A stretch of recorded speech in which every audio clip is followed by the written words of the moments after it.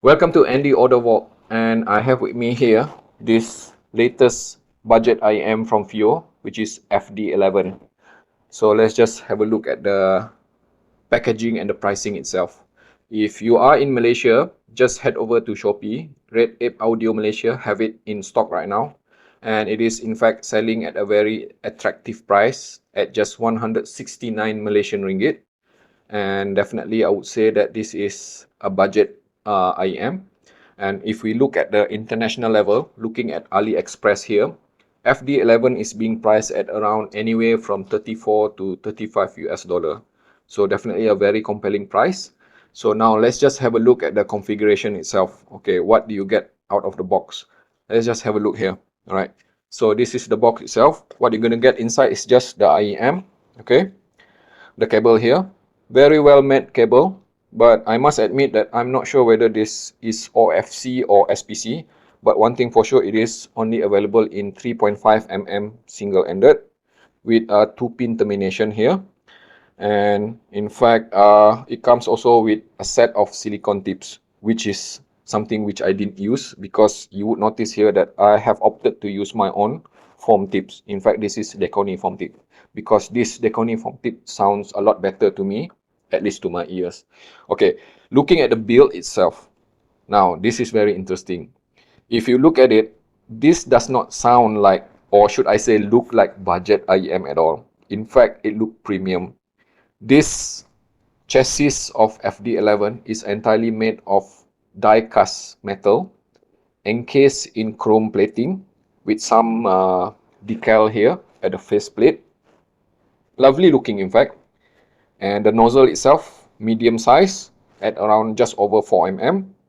And I was able to wear it for quite a bit of prolonged time, up to 6 hours, without any kind of discomfort because of the ergonomic design, the way it is being designed. So inside this IEM, there's a single dynamic driver. In fact, it is a 10 mm dual cavity dynamic driver rated at 24 ohm with at around 111 dB of sensitivity. So supposedly this is an easy to drive IEM. The first time when I connect this FD11 to my phone here, which is Sony Xperia 1, this is not a very powerful source, okay? Under 1 VRMS with just at around 30 to 35 milliwatt of power per channel. I am happy to say that I was able to use this FD11 at proper listening level at around 60 to 70 out of 100. So definitely that is something which is very positive. It means that this FD11, you can literally patch it to any kind of source and you can expect optimal performance from it. And I must admit that when I connect it to something a lot more powerful like this Venture Electronic Megatron, which is rated at 4.7 VRMS, 530 milliwatt of channel, power per channel, I am hearing audible floor noises. So take note of that. If you have something which is powerful like this, Venture Electronic Megatron or this OVDS B1, the moment you plug it in, you will be hearing floor noises. So what I'm trying to say is that if you have something like a tube amp or class A desktop amp, potentially this FD11 would emit floor noises. Okay, now let's talk about the sound itself. How does this FD11 sounds like? Okay, let's start with this tuning itself. This is from FiiO themselves. And if you can see here, in fact, the way I look at it, it is something definitely I would consider as being V-tuned. In fact, traditional V, with some boosting in the upper frequency, some suppression in the mid-range, and some boosting in the lower frequency. And true enough, my own ears telling me, the moment I listen to this, the sound curve, as you can see here, matches the actual sound coming from this IEM. As for the rest of the sound presentation, just gonna show you this, the overall rating for this FD11. So let's just start with the dynamic presentation. I would definitely say that this FD11 being very well balanced when it comes to dynamic, the way it presents the dynamic, it is in fact well balanced between being analytical and musical at the same time, which is definitely a huge plus, at least to me, because the element of the way it handles the dynamic transient itself, it is flowing, fluid, and harmonious. There's no hint of being aggressive, or simply put, it does not sound offensive at all. So if you are looking for something which is relatively smooth, musical, and amply analytical, FD11 have it. And when it comes to dynamic extension itself, I must admit that, perhaps due to that focus on being smooth sounding, I feel that the upper frequency kind of a bit roll off, which I will touch a bit more on treble performance after this. And this is the most important part, at least for me, tone and timbre balance. This FD11 I would consider as being natural and organic sounding. In fact, it is analog sounding as well. It is not exactly neutral, flat neutral, like how I normally prefer it, but at least it is definitely natural sounding, which is faithful to the intended sound of the music itself. And when it comes to note weight and density, this FD11 is definitely rich sounding. There's wholesomeness to the sound itself, the way it presents the sound, regardless of what music or genre which I tested it with. Now, let's move on to the lower frequency, bass performance. First thing first, the balance of bass between sub bass and mid bass is definitely very well executed, I would say. The mid bass itself being offering a lot of authority. It is thumpy. It is in fact good enough for bass head, depending on what type of music you are listening to. And the good thing about it is that the mid bass itself, despite being commanding, it does not attempt to actually bleed into lower mids or even sub bass, which means that the sub bass itself is present. I was able to hear proper decays on the lowest of frequency, and in fact I would say that for somebody who love electronic music will find this FD11 very, very entertaining. Moving on to mid-range, I would say that this FD11, despite being V-tuned, it is fairly good with the way it presents the mid-range, especially depending on what type of music genre we are talking about. For example, let's say look at jazz music. Okay, it is in fact frontal enough, intimate enough, and in fact when I listen to somebody like Diana Krall, I was able to hear good element of intimacy to the sound itself. In fact, I would even consider the mid-range being lush, warm sounding, in fact, and natural and organic. So there's good definition and texture to it, and the staging itself is fairly frontal. But when I switch to something which is less mid-centric, like rock and metal music, or even some pop music, then I feel that the mid-range itself can be a bit recessed, but not to a point that it worries me.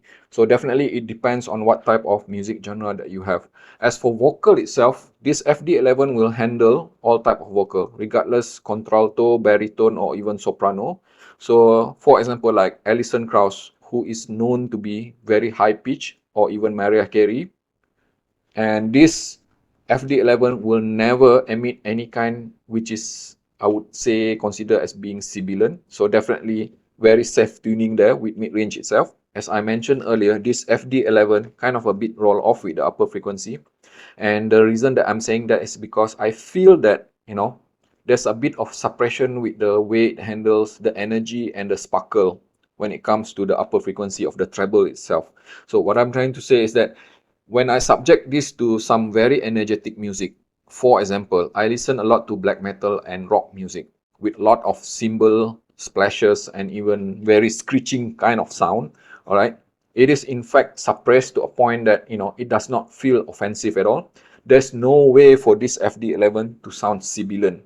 So if you are looking for a safe tune upper frequency, definitely this FD11 has it, okay? And let's just move on to the technical aspect of this FD11. When it comes to soundstage and spatial projection, I would say that being a single dynamic driver, it is fairly wide. The good thing is that, it does not sound left and right oriented. It is, in fact, it offers a good sense of holographic projection. But I would not say that it is stellar, but it is not exactly bad either. It is just simply fair, okay? And when it comes to the rest of the technical resolution, imaging details and speed, again, I am quite surprised, okay? And in fact, I score it kind of relatively high at 8 out of 10 because this FD11 is quite resolving, especially if you feed it with high quality sources. Okay, I was able to hear proper macro and micro detail, so definitely I would say that FD11 surprised me on that element. And last but not least, synergy, power, and versatility. As I mentioned earlier, it is so very easy to drive this. If you are looking for a no-nonsense, easy to drive, casual usage, you can plug it anywhere. FD11 has it. It can synergize literally with any kind of source, regardless whether your source being warm sounding, analytical, or even let's say dry sounding. FD11 will synergize really well with all of them. Okay, now let's talk about comparison of this FD11 against the rest of the competition in the market right now, which is really fierce considering that new IEM are being produced almost on daily basis. And I'll be testing it, comparing it against some of the IEM which I have tested so far. And the first thing that came to my mind is in fact SIMGOT EA500. And the reason that I'm bringing that up because that IEM which I have tested recently, I love it. In fact, this FD11, the first time when I listened to it, immediately I told myself, hey, these two sounds very similar. In fact, they are similar sounding in many ways. The way they are being tuned, technically, also the tone and timbre balance, everything sounds pretty much almost identical. In fact, being honest with you, it is difficult for me to say that which one I would like better above the other. Perhaps I would say that, in fact, especially when that EA500, when using the red nozzle, it sounds pretty much identical to this FD11. But that EA500, when you attach it to that black nozzle, then it would sound a bit more energetic and sparkly in the upper frequency. So I would say that perhaps on the most critical level of comparison, EA500 with black nozzle would offer a bit more of extension on the upper frequency. The next comparison for this FD11 will be against Giz Audio Galileo, which I have tested recently as well. And in fact, the reason that I'm bringing that up because in overall way of FD11 present sound, it's pretty much similar to Galileo as well. I would consider both of them being safe tuned with the way they handle the upper frequency especially. Perhaps the main difference would be being the overall sound curve. You see, Galileo is a bit more towards hovering, something which I would consider as being Harman-ish type of tuning, whereas this FD11 is a bit more on the traditional V sound curve. And the way they present the mid-range and in fact the lower frequency is pretty much identical, at least to my ears. So definitely I would say that considering that this thing is actually priced lower than Galileo, it is very impressive in fact. The next comparison would be against Moondrop Aria. Very popular IEM until today in fact, and very well loved. So I would say that comparatively between this FD11 and Aria, first the tuning itself. You see, Aria is tuned towards Harman type of sound curve, U curve in fact. So which means that the way it presents the mid-range on Aria is not as pronounced as this FD11. So if you are the type who prefer a bit more of frontal and pronounced mid-range, I would say that FD11 has it and Aria a bit more suppressed. And also moving on to the lower frequency, the focus of Aria more on sub-bass rather than mid-bass.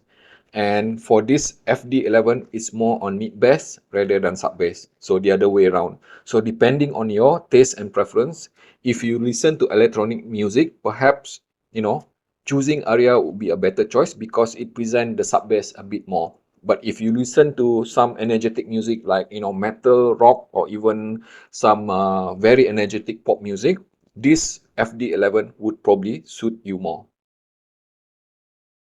Okay, now let's just wrap things up for this FD11.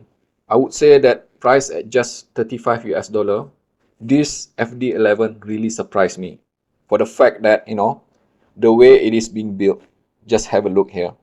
The construction itself, it is definitely premium, made of metal, encased in chrome plating with a very attractive looking, decal here. It is very solid. It does not feel cheap and it does not sound cheap. It is in fact illegally good sounding at this price point. Definitely very easy for me to recommend if you are looking for a very well balanced and well tuned IEM.